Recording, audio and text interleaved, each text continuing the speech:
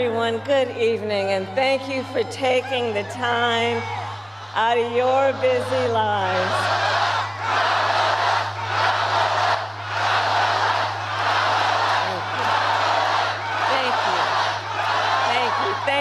Thank you, everyone. So listen, 1 week from today, you will have the chance to make a decision that directly impacts your life, the life of your family, and the future of this country we love.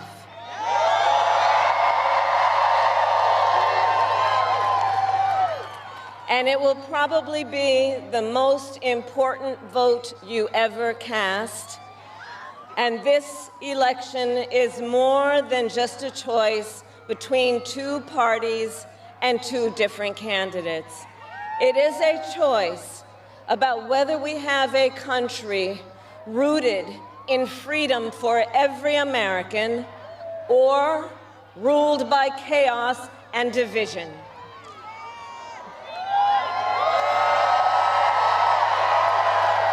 Many of you watching have probably already cast your ballots.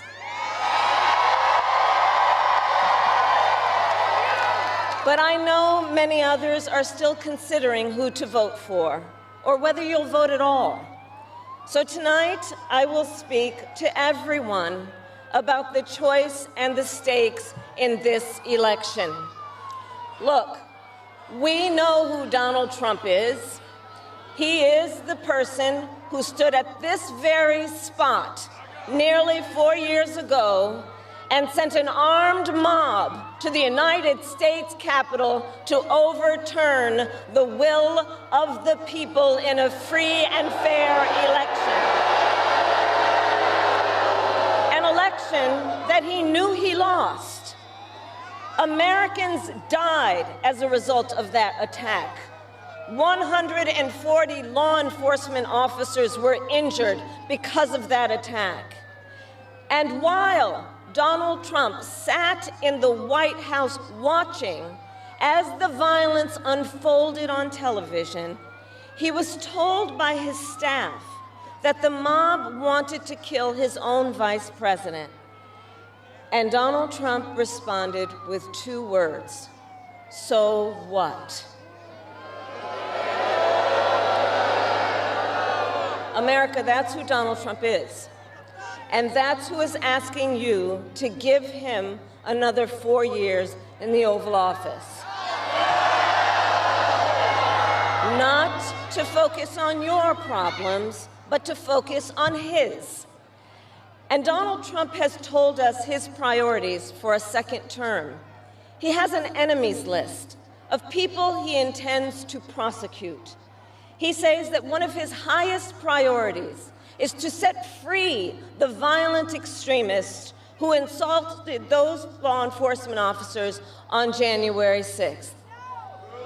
Donald Trump intends to use the United States military against American citizens who simply disagree with him. People he calls, quote, the enemy from within. America, this is not a candidate for president who is thinking about how to make your life better.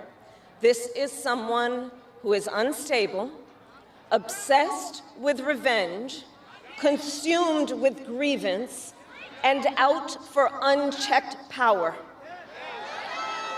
Donald Trump has spent a decade trying to keep the American people divided and afraid of each other. That is who he is. But America, I am here tonight to say that is not who we are. That is not who we are.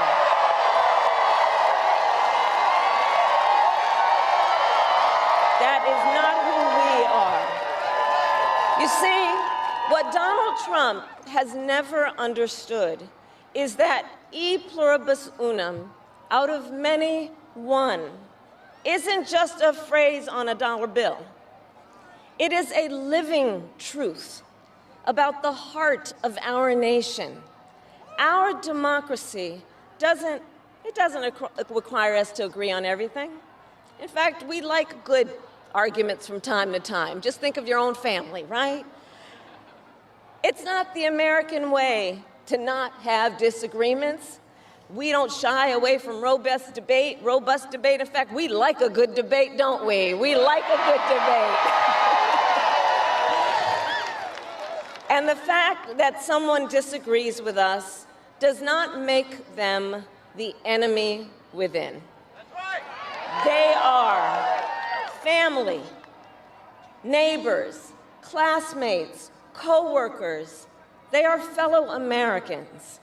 And as Americans, we rise and fall together.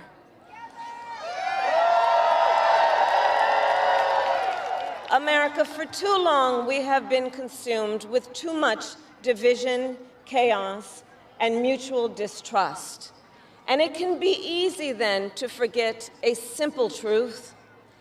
It doesn't have to be this way. It doesn't have to be this way. It is time to stop pointing fingers. We have to stop pointing fingers and start locking arms. It is time to turn the page on the drama and the conflict, the fear and division. It is time for a new generation of leadership in America.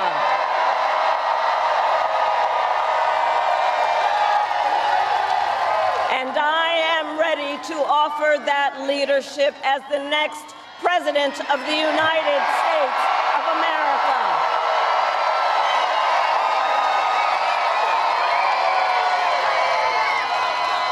Now look, let me say, I recognize this has not been a typical campaign. Even though I've had the honor of serving as your vice president for the last 4 years, I know that many of you are still getting to know who I am. Well, let me tell you, I am someone who has spent most of my career outside of Washington, D.C., so I know that not all the good ideas come from here. I am not afraid of tough fights against bad actors and powerful interests, because for decades, as a prosecutor and a top law enforcement officer of our biggest state, I won fights against big banks that ripped off homeowners, against for-profit colleges that scammed veterans and students, against predators who abused women and children, and cartels that trafficked in guns, drugs, and human beings. And I did this work because for as long as I can remember, I have always had an instinct to protect. There's something about people being treated unfairly or overlooked that frankly just gets to me. I don't like it. It's what my mother instilled in me, a drive to hold accountable those who use their wealth or power to take advantage of other people. The drive to protect hardworking Americans who aren't always seen or heard and deserve a voice, and I will tell you that is the kind of president I will be.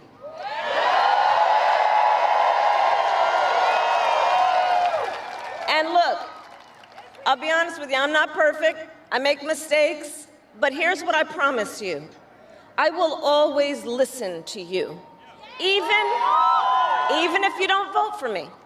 I will always tell you the truth, even if it is difficult to hear. I will work every day to build consensus and reach compromise to get things done. And if you give me the chance to fight on your behalf, there is nothing in the world that will stand in my way.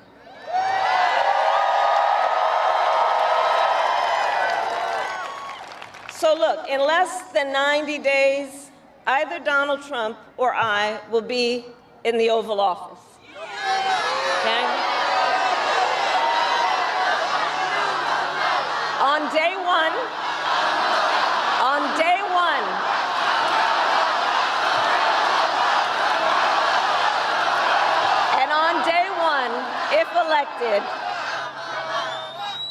if elected, Donald Trump would walk into that office with an enemies list. When elected, I will walk in with a to-do list full of priorities of what I will get done for the American people. And I will work with everyone, Democrats, Republicans, and independents, to help Americans who are working hard and still struggling to get ahead. I have been honored to serve as Joe Biden's vice president. But I will bring my own experiences and ideas to the Oval Office. My presidency will be different because the challenges we face are different. Our top priority as a nation 4 years ago was to end the pandemic and rescue the economy. Now, our biggest challenge is to lower costs that were rising even before the pandemic and that are still too high. I get it. I still remember our mother sitting at that yellow Formica table, late at night, cup of tea in hand, a pile of bills in front of her, trying to make it all work. And I've heard from so many of you who are facing even greater financial pressures. Donald Trump's answer to you is the same as it was the last time: another $1 trillion in tax cuts for billionaires and big corporations. And this time, he will pay for it with a 20% national sales tax on everything you buy that is imported. Think about it: clothes, food, toys, cell phones. A Trump sales tax that would cost the average family nearly $4,000 more a year. And on top of that, you will pay even more if Donald Trump finally gets his way and repeals the Affordable Care Act, which would throw millions of Americans off their health insurance and take us back to when insurance companies had the power to deny people with pre-existing conditions. Well, we are not going back. We are not going back.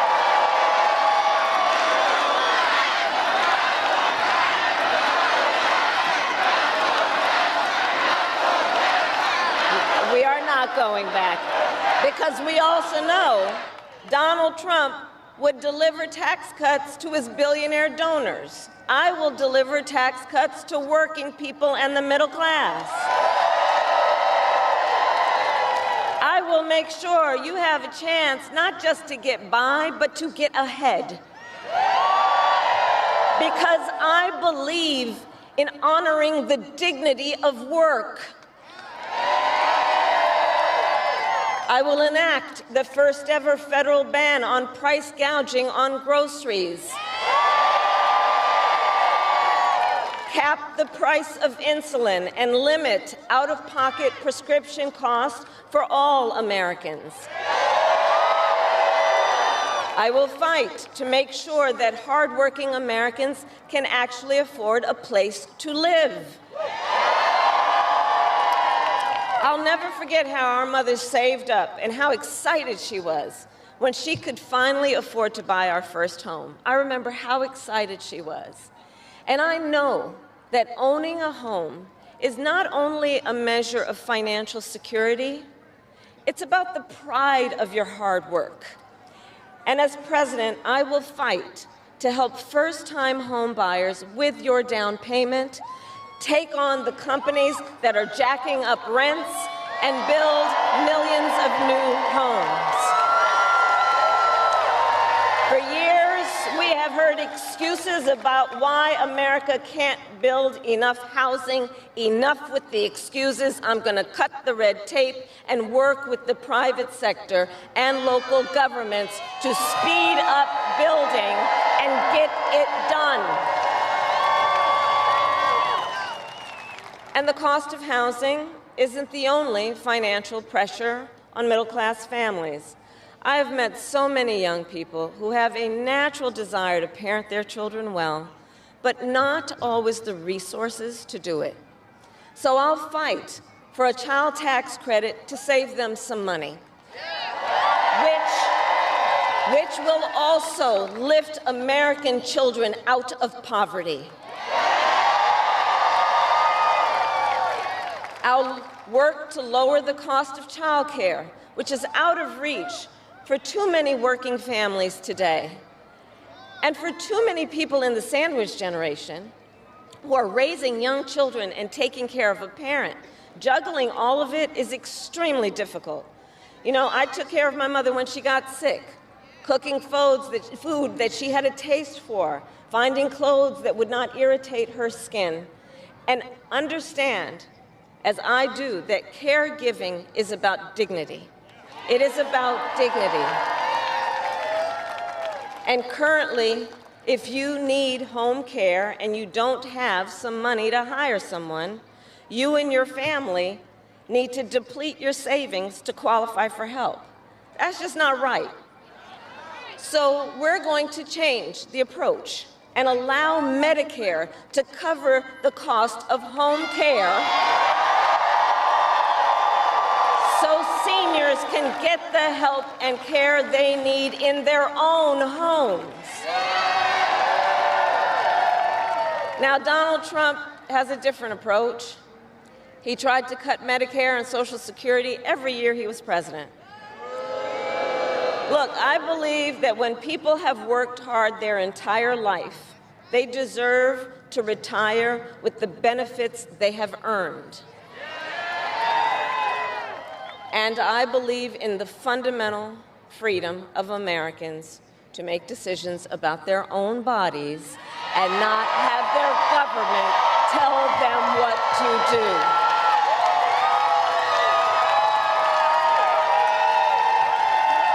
I will fight to restore what Donald Trump and his hand-selected Supreme Court justices took away from the women of America. That today, 1 in 3 women in America, think about it, 1 in 3 women in America lives in a state with a Trump abortion ban, many with no exceptions even for rape and incest. The idea that a woman who survives a crime of a violation to her body should not have the authority to make a decision about what happens to her body next, that is immoral. That is immoral. And Trump's not done. He would ban abortion nationwide, restrict access to birth control and put IVF treatments at risk, and force states to monitor women's pregnancies. Just Google Project 2025 and read the plans for yourself. And look, I think we all know one does not have to abandon their faith or deeply held beliefs to simply agree the government should not be telling her what to do with her body. Not the government. And when Congress passes a bill to restore reproductive freedom nationwide, as President of the United States, I will proudly sign it into law. Proudly.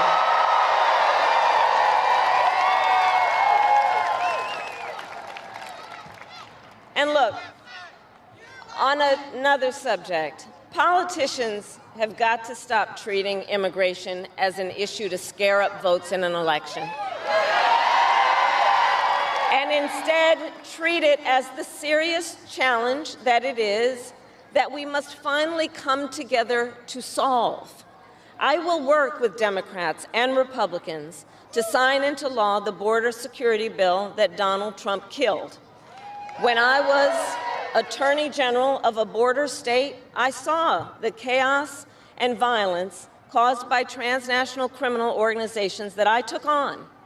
And when I am president, we will quickly remove those who arrive here unlawfully, prosecute the cartels, and give Border Patrol the support they so desperately need. At the same time, we must acknowledge we are a nation of immigrants. And I will work with Congress to pass immigration reform, including an earned path to citizenship for hardworking immigrants like farm workers and our dreamers. As Commander-in-Chief, I will make sure America has the strongest, most lethal fighting force in the world. Donald Trump, on the other hand, has shown his contempt for our nation's heroes, calls them suckers and losers, called a 4-star Marine general a, quote, lowlife. I will always honor, never denigrate, the service and sacrifice of our troops and their families, and fulfill our sacred obligation to care for them. I will strengthen, not surrender, America's global leadership. And I will stand with our friends because I know that our alliances keep American people safe and make America stronger and more secure. Look, world leaders think that Donald Trump is an easy mark, easy to manipulate with flattery or favor. And you can believe that autocrats like Putin and Kim Jong-un are rooting for him in this election. I will always uphold our security, advance our national interest, and ensure that the United States of America remains, as we must forever be, a champion of liberty around the world.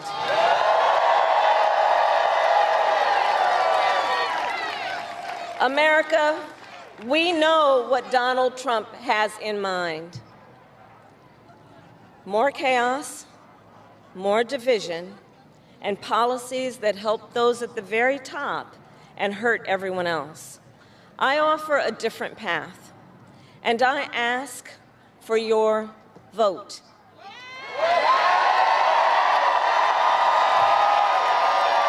And here is my pledge to you. I pledge to seek common ground and common sense solutions to make your life better.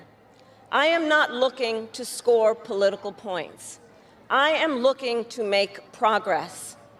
I pledge to listen to experts, to those who will be impacted by the decisions I make, and to people who disagree with me. Unlike Donald Trump, I don't believe people who disagree with me are the enemy. He wants to put them in jail. I'll give them a seat at the table.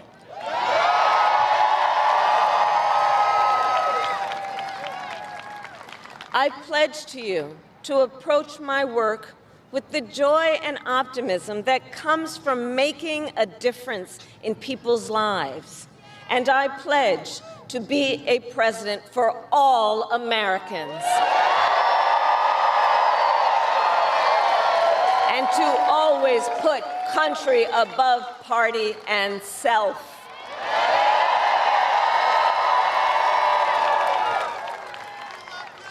I love our country with all my heart.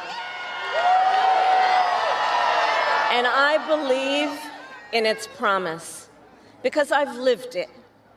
I grew up as a child of the Civil Rights Movement. My parents would take me to marches in a stroller, where crowds of people of all races, faiths, and walks of life came together to fight for the ideals of freedom and opportunity. I've lived the promise of America. I saw how hard our mother worked to give her daughters the same chances this country gave her. Growing up, I was blessed to have family by blood and family by love, who instilled in me the values of community, compassion, and faith that have always defined our nation at its best. I've lived the promise of America. I've spent my life fighting for the people who have been hurt and counted out, but never stopped believing that in our country, anything is possible. I've lived the promise of America, and I see the promise of America in all of you. In all of you. I see it in the young people who are voting for the first time, who are determined to live free from gun violence and to protect our planet and to shape the world they inherit. I see it in the women who refuse to accept a future without reproductive freedom, and the men who support them. I see it in Republicans who have never voted for a Democrat before, but have put the Constitution of the United States over party. I've seen it in Americans different in many respects, but united in our pursuit of freedom, our belief in fairness and decency, and our faith in a better future. America, I know the vast majority of us have so much more in common than what separates us. I know it. And that's why I am in this race, to fight for the people, just like I always have.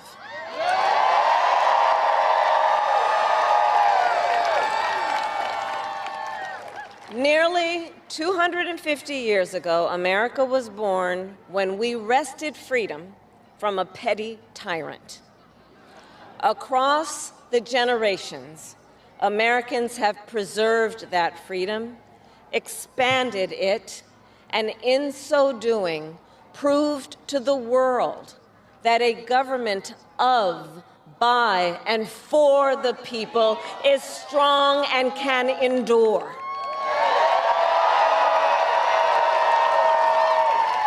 And those who came before us, the patriots at Normandy and Selma, Seneca Falls and Stonewall, on farmlands and factory floors, they did not struggle, sacrifice, and lay down their lives only to see us cede our fundamental freedoms.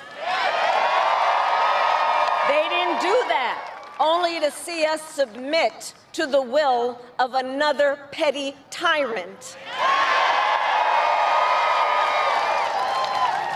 These United States of America, we are not a vessel for the schemes of wannabe dictators. The United States of America is the greatest idea humanity ever devised. A nation big enough to encompass all our dreams, strong enough to withstand any fracture or fissure between us, and fearless enough to imagine a future of possibilities. So, America, let us reach for that future. Let us fight for this beautiful country we love. And in 7 days, we have the power, each of you has the power to turn the page and start writing the next chapter in the most extraordinary story ever told. I thank you all. God bless you, and may God bless the United States of America.